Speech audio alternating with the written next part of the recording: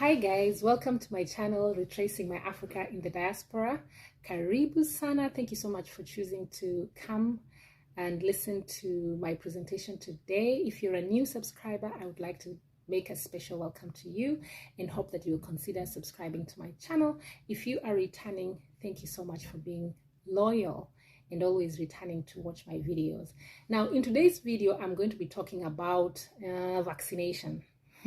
I've done a presentation on vaccination before, but I feel like there is a need for me to do it again because it just seems like some people may not have come across this video previously and they may need some help. I've had people sending me messages requesting, so I am here to do this, and I'm going to do it just briefly. I'm not going to go too lengthy on this one, but I must start by making a disclaimer, guys. I am not a medical doctor.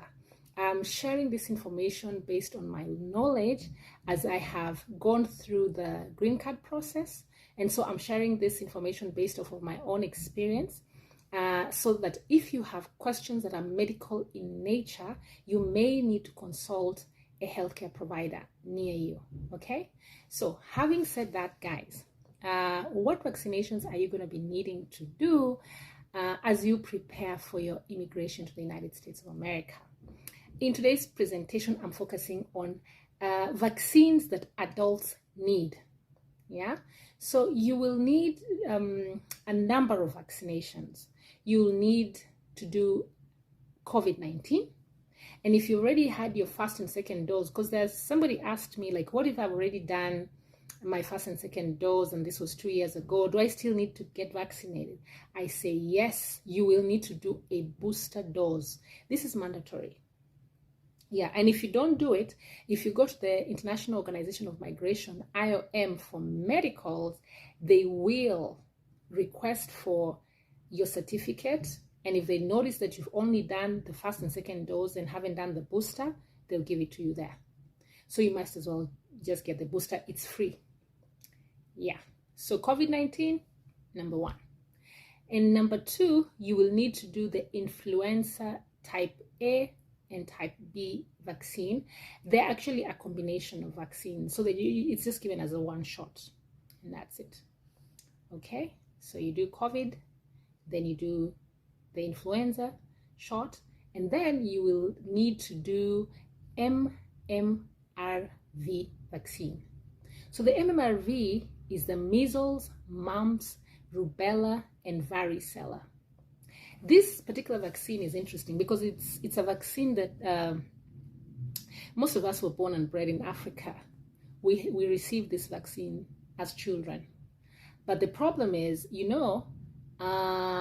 when you grow up and you're now an adult, oftentimes you don't have your vaccination record. The majority of people, like in my generation, most people didn't have, like maybe your parent lost it or you don't know where this information is anymore. If you go to IOM without this information, again, you'll be required to do the vaccination all over again.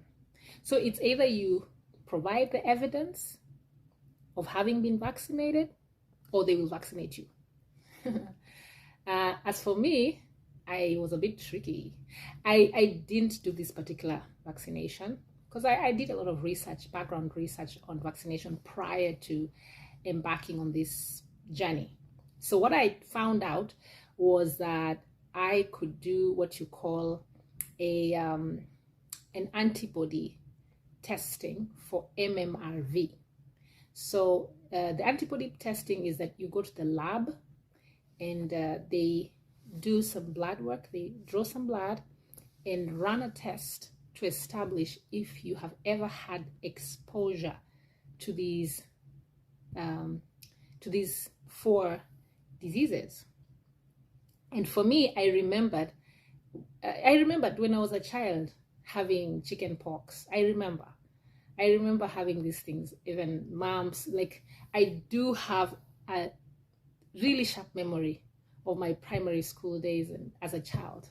So I was like, no, I'm not getting this vaccine. I'm gonna do the antibody test. It's also known as titers. Yeah, so I went and did the titers, and voila, guess what happened? It came back positive on all of them. I literally took this report to my personal doctor, and he was just like, wow, he was surprised. He was completely surprised. But yes, it came back positive on each one of them. And so guess what? Yeah, the doctor wrote a note for me indicating that I have had prior exposure either to a vaccine or to the disease. I'm immune and don't have to do this. So I didn't have to do it. And so when I went to IOM, actually, they accepted my antibody report. Yeah, and that's how I went about it. I hope that helps somebody. Then the other vaccine that I wanted to share with you that you need is the Adicel Polio vaccine.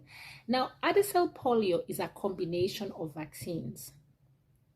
One of them is the polio vaccine, and it's also got tetanus, diphtheria, and pertussis. Pertussis is whooping cough, for those who might be wondering.